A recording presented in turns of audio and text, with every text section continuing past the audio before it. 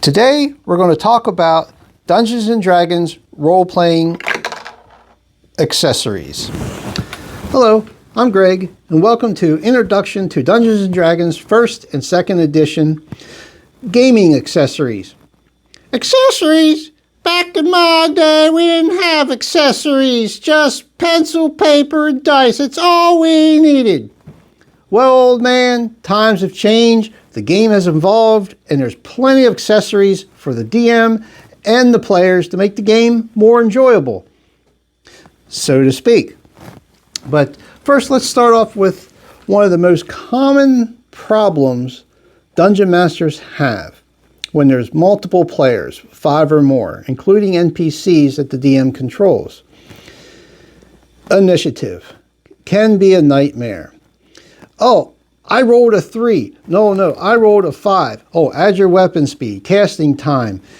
You were what? Oh no, I went after her. It gets confusing. One of my players found this neat little gadget. This little plate that has all the numbers on there from 1 to 16 has these little tiles. I made mine a little monster for my NPCs, and you can put a little, I put a little W on there for a player, and you would just put them in the little slot for initiative. So this guy would go first, this guy would go second, and then so on and so on. No more forgetting who went when, yeah. Especially when the game is interrupted, something just like that. Or a player has a question and the game is paused. You go back, well, I went after her. No, I went before her. Or I went after him. Hell, he already went.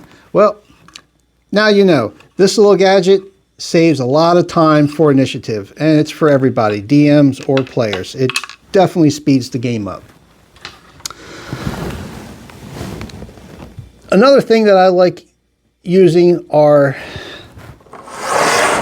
little sand timers. You can get these off of Amazon, eBay. They're really cheap. They go from 1 minute to 30 minutes in increments of 5. I like them for spell time, or how long somebody has to do something, or if somebody's charmed, or whatever. Great little tool. I don't like using the phone. It kind of takes away from the flavor of the fantasy, so to speak. And plus you have to get on there, log on, and get all the timing. Stops the game. Players get bored. Yes, players get bored really quick in between sessions. So speed the game up, cheap little sand timers, or choose something of your liking. I just don't like phones. I like little timers. Dice. There's all kinds of colors, all kinds of shapes, all kinds of containers. There is no one rule that says you have to have them in a glass jar or a cloth bag. Have them in a leather bag. Have them in a big giant potion bottle. Have them in your pocket. Whatever makes you happy. I personally have this little mini chest I keep my dice in. But dice you definitely need during the game. It's not an accessory. So why am I talking about dice? Well, there's dice accessories. One problem almost every DM has when you have a hard table, the dice roll and bounce. Hey, look at that, a 20. Woohoo! The dice bounce and bounce and bounce and bounce and roll off the table. Disrupts the game. I like using little dice mats. Some players will have them half snapped, all snapped. I like rolling them in there because they don't bounce out if you don't roll them hard enough. And they contain a lot of space for the dice to roll around. Dice mats work great.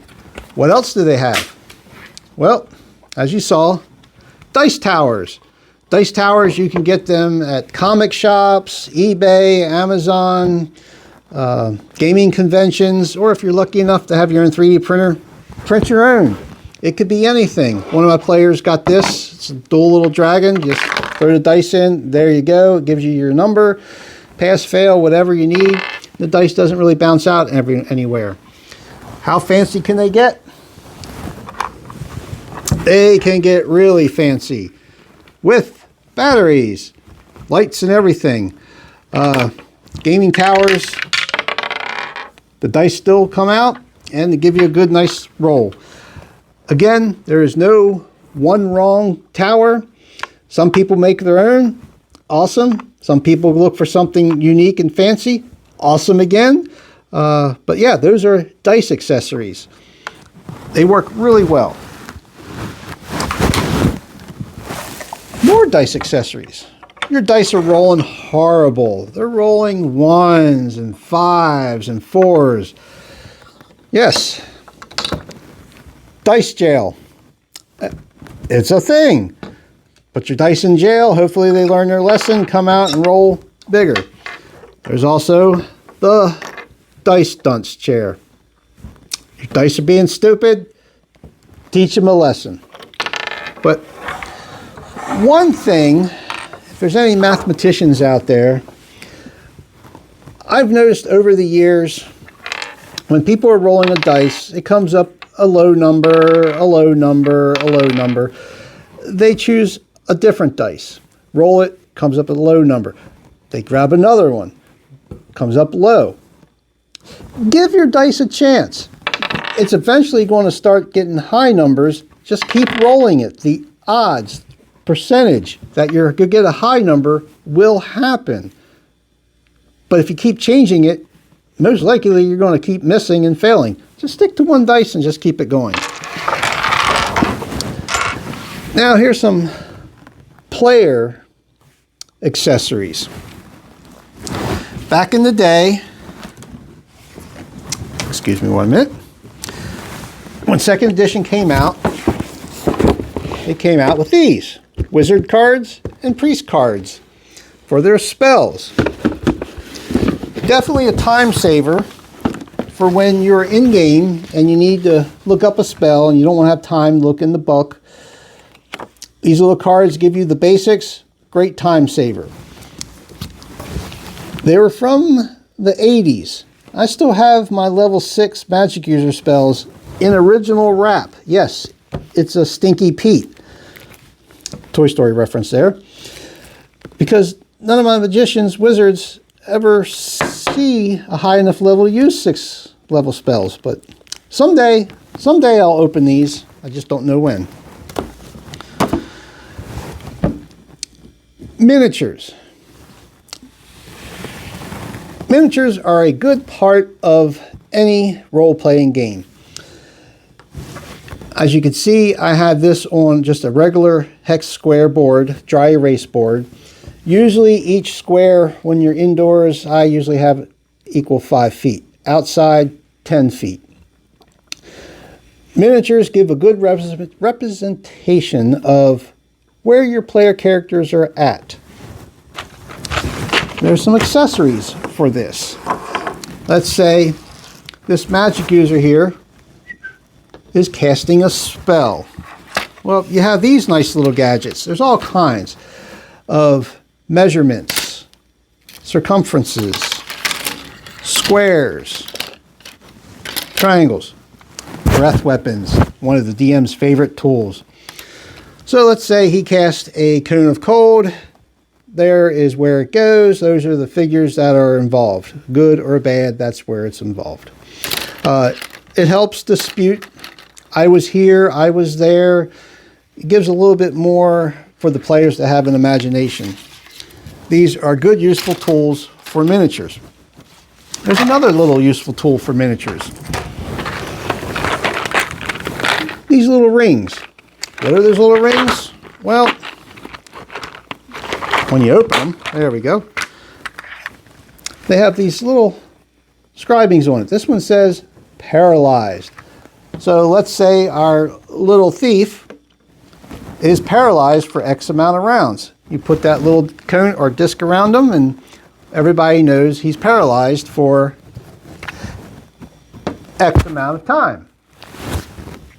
They have a lot on here. They have, they're incapacitated, they're grappled, invisible, mirror image. There's all kinds of nice little things. There's some blank ones that you can personally make.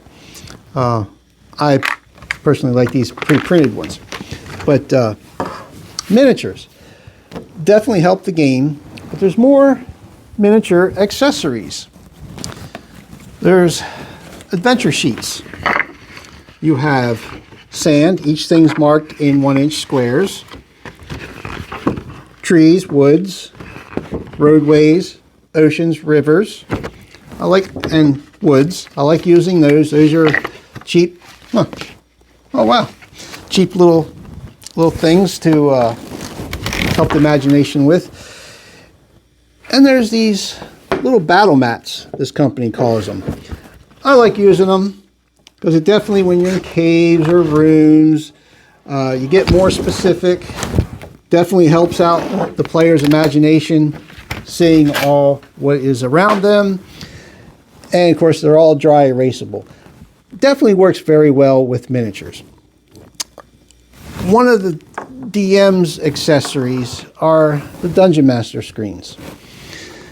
I had the originals and the second edition ones.